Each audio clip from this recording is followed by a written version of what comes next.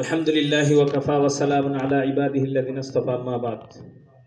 আলহামদুলিল্লাহ, আজকে সিদ্ধা ইউনিয়নের ইমাম উলামা পরিষদের মিলন মেলা ও পরিচিতি সভার অনুষ্ঠানের সম্মানিত শ্রদ্ধাভাজন মোহতারাম উস্তাদ সভাপতি এবং উপস্থিত আছেন হযরত উলামায়ে কেরাম।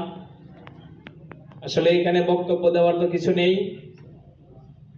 এখানে আমরা সকলেই যে একটা সংগঠন হয়েছে সিদ্ধা ইউনিয়নের জন্য, এটা আমাদের একটা সৌভাগ্য।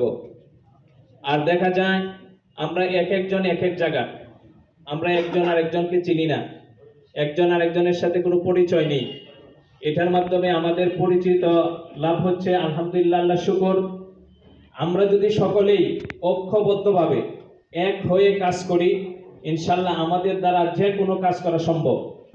আর যদি আমরা বিভিন্ন ভাবে চলে যাই, যেমন আপনারা জানেন হাদিসের মধ্যেও আসছে যে আমরা যদি ঐক্যবদ্ধ থাকি তাহলে কোনো পরাশক্তি আমাদেরকে গায়েব করতে পারবে না।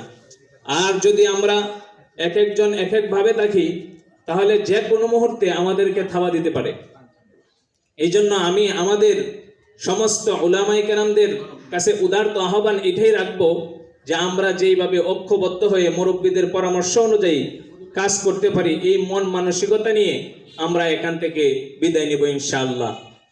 আসসালামু আলাইকুম ওয়া রাহমাতুল্লাহ।